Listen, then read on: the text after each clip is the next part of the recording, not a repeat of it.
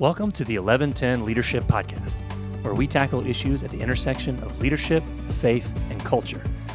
I'm your host, Rob Shields, Vice President of Strategy at 1110 Leadership, and I'm joined by my co-host, founder and CEO of 1110 Leadership, David Spickard. Proverbs 1110 lays out a bold and countercultural vision.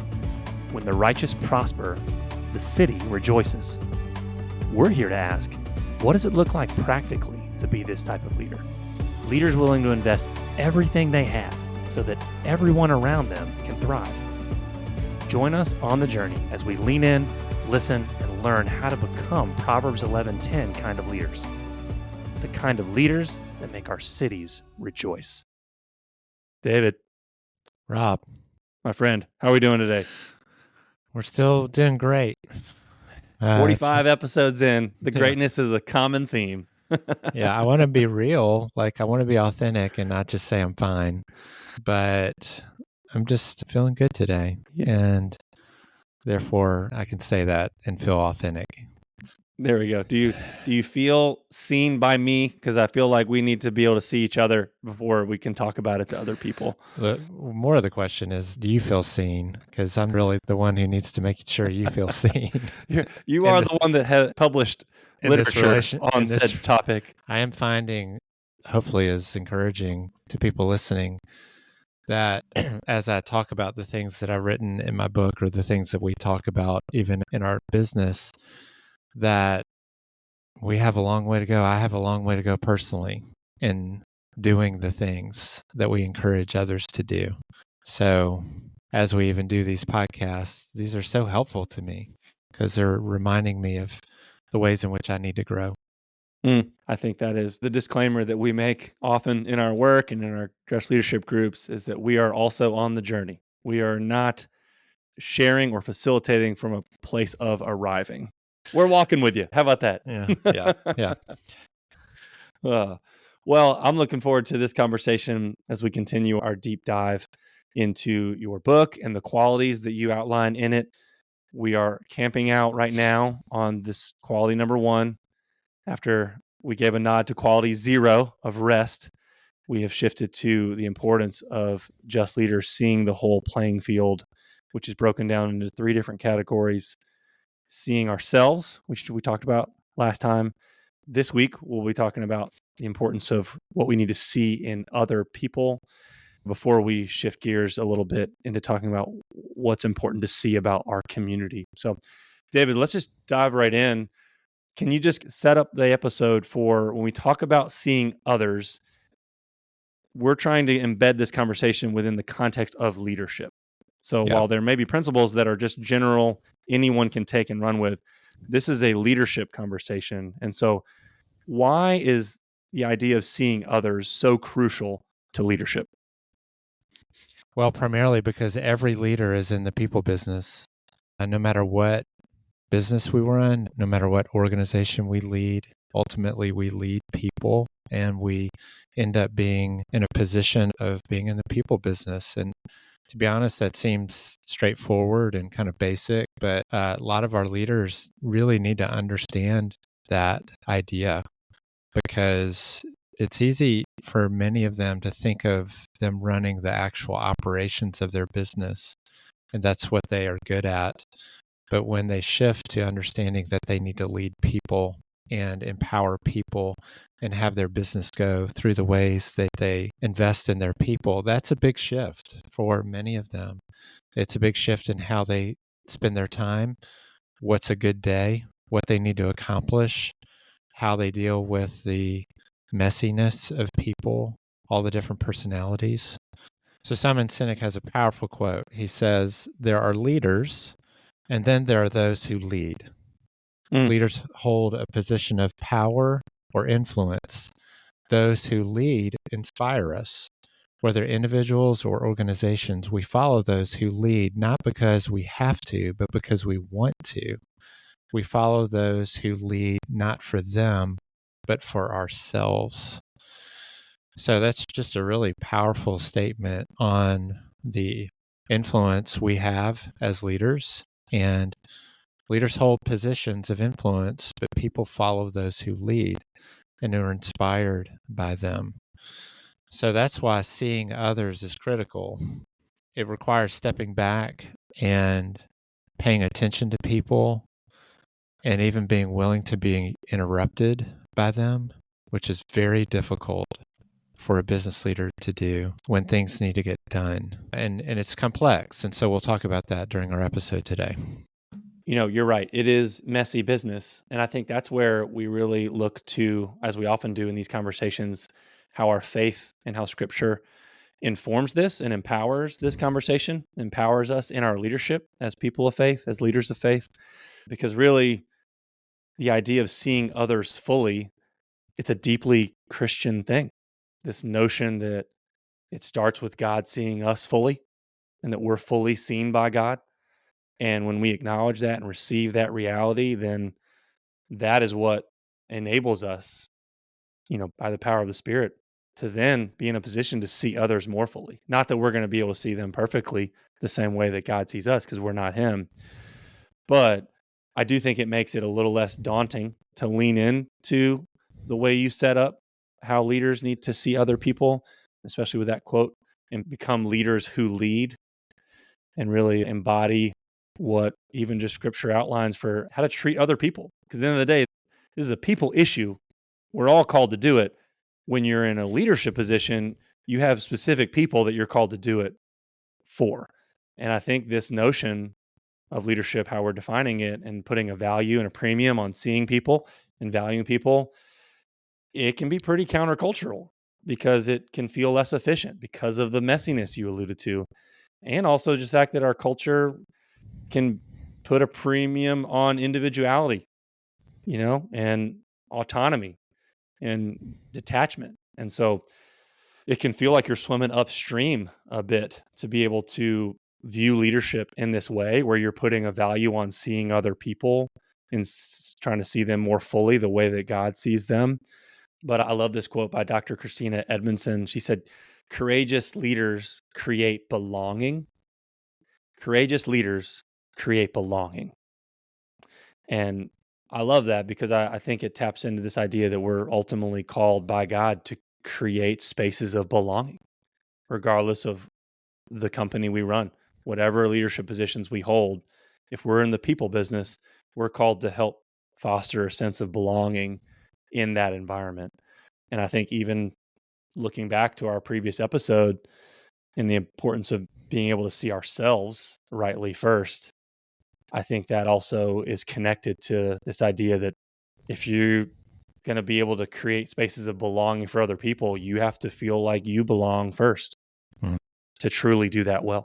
Mm-hmm. And when we don't see others fully and really make them feel valued, their motivation plummets. I think we've used this stat before from the American Psychological Association, but they found that 93% of employees who've reported feeling valued said they are motivated to do their best at work, and 88% reported feeling engaged. And then those who didn't feel valued, just 33% want to do their best work, and only 38% feel engaged. So this has a bottom line effect on our business, seeing people, seeing others. And so, what does that begin to look like? Yeah. Yeah, which is where you take it in your book. And I'd love to go there next. I think we get to business leaders in their sweet spot of, okay, all right, you're starting to tell me what to do practically. Make it go from the 10,000 foot to the ground. I love how you do that in the book because you do make this very practical. So, David, can you give us a summary of the points that you outline in your book of what do leaders then need to see about others? Well, we made the case for why seeing others is important, but kind of take us on the journey of what do they need to see about other people? Well, I gave 5 in the book, and of course, there are many other aspects that we can see beyond these 5, but these are the ones that I focus on. First is their history and really their story. Do we take time to listen to and hear the stories of the people that we're leading? That can take time. That can happen over time. It doesn't have to happen in just one sitting. We can do that in multiple occasions. But when people are asking questions about their stories and we create a place where they feel free to share some of their background, it's really helpful because We get context for why they're motivated to do the things that they do, what drives them.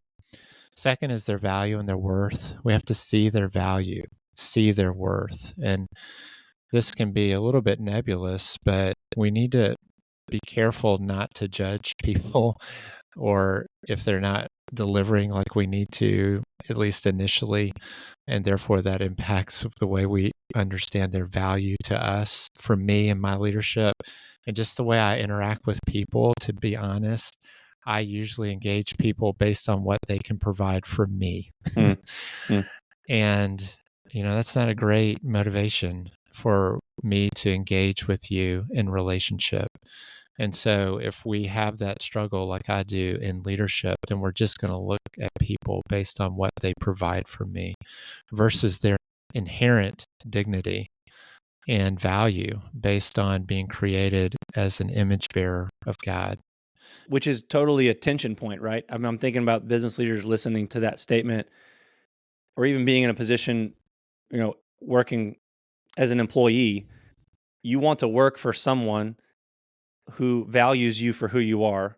Inevitably, if you're a leader, you can't just value someone for who they are. If they're not performing, you have to run a business that keeps the lights on. And so there is this tension point of performance matters, but performance shouldn't be the only thing that matters. Because when you are made to feel like your performance is all that matters, that is where value can plummet, because it's like, well, yeah, you love me now, but only because I'm producing. And I think we're saying it's a both and. This idea of you can't really focus on one or the other. You'll lose your team if you do that. I think the emphasis needs to be on both their value detached from their performance, but also performance matters. Absolutely. And that's where this complexity gets in, because number 3 is to understand their flaws and their weaknesses and the ways that they fail.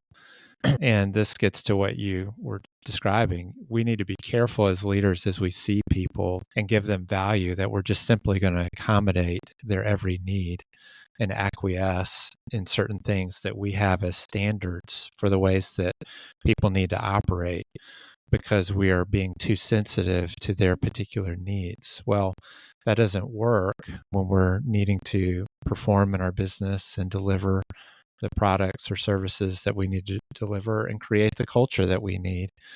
And, we have certain standards and rules for the ways people need to operate at a certain level. And it gets hard to figure that out, particularly in a post-COVID work environment, because particularly with the expectation now for so many people to work remotely or to have a little bit more flexibility, and that's just not going to work in certain work environments or in certain positions. It's just not going to be an effective way for that to produce outcomes that are necessary for the business. How does the business leader still maintain those lines? But then where does that business leader also understand things are different and we may need to have some flexibility? We may need to have some flexibility across our organization and then maintain the sense of equity. It's incredible how challenging and complex this is for leaders now. It becomes exhausting and it becomes something that keeps us from even wanting to go down that road of seeing others. We'd rather not open that can of worms. Yeah. Because if that leads us down this road, then it becomes a distraction. So what do we do with that? You got to do both. You got to figure out both the value piece and seeing, while not acquiescing and accommodating. And then 4th is their fears. What are their fears? The things that they really struggle with. Sometimes as leaders, we need to help them face their fears. Other times we need to position them in situations where they don't have to deal with their fears, or we need to position them in places where they're not at their best for the sake of the company. So that's a hard place to be, but to know their fears will help us understand how to make that call. And then finally, their dreams. Most people are doing a job not to have a dead-end job and to do it forever. Some people are in those situations and they're content. And we don't need to push people who are content to have more dreams than we feel like they're giving off. But we do need to connect with those people who want to see beyond their job and are trying to reach outcomes and dreams that are even beyond maybe the workplace? And how can the workplace be a launching pad for those dreams? And are we okay if they need to leave our company to pursue those dreams? And we've taken, the stint that they've had at our company has been a stepping stone for them to reach their dreams. And we're really good with that. So those are the 5 that I talk about in the book. Again, there are many, many others, but hopefully that gives a framework for the ways that we can see the people that we lead. Yeah, I love the invitation to vulnerability that list invites. When you talk about knowing people's fears and dreams, that those are vulnerable things. What you're afraid of, what you dream about, what you want your career to become. And I think back to that stat that you referenced earlier. I think there's this ironic trap that we could fall into of thinking, oh, if I don't have time to get into this, well, if your people aren't feeling valued and they're 60% less motivated, you should make the time. Yeah. Right? Because arguably by focusing just on getting the most out of them and their performance, if that's a hindrance to them feeling valued, you are not getting what you even claim to seek. And so That's right. can't be the reason you ask about their fears and dreams because you want more performance out of them, right? But clearly there's a connection here of when people feel like you authentically care about who they are, they perform better. They are Absolutely motivated to do their very best at work. I mean, who doesn't want to work for a leader who really is rooting for you to accomplish your dreams? And also, I love what you said earlier, the idea of fear being a nuanced thing. I'm going to challenge you as a leader to sometimes face your fears, but sometimes not. Like sometimes I'm going to save you from that. Sometimes I'm going to say, you know what? It's best for you to not have to do that all the time. Or I'm going to take this one for you. Like sign me up to work for that person, right? It's not always do the hardest road possible. So that's a powerful list. Thank you. So you follow that section up in your book, David, with honestly, it's kind of a list of character traits / actions of what the best seers, in quotes, do. So what do the best seers do? And so you list 6 things. You say the best seers are curious about others. They ask great questions. They listen attentively, which can be tied to the first 2 for sure. I love this next one. They are fully present. Man, that's hard. Talk about being countercultural. Phone's not on the table and your eye contact, right? You just give it undivided attention. Who knows what that is anymore? And then they follow through and they aren't in a rush. There's some overlap here, obviously, but I would love for you just to react to that list, unpack it a little bit more for our listeners. Obviously, you do this pretty extensively in the book, but what are some themes that you'd like to bring to the surface for this conversation specifically? It goes back to what we were saying at the very beginning, that leaders are in the people business. If you look at that list of 6, those are tasks to be accomplished during the day by a leader. Yeah. And very rarely do I think about, okay, how am I going to be curious about my team today? How am I going to ask them great questions? Do I have time where I'm going to be listening to them and being fully present? I'm going to make sure I follow through and, respond with any decision that needs to be made, or make sure that they're in the loop when a decision is made. I've taken their feedback and we've decided, which direction to go.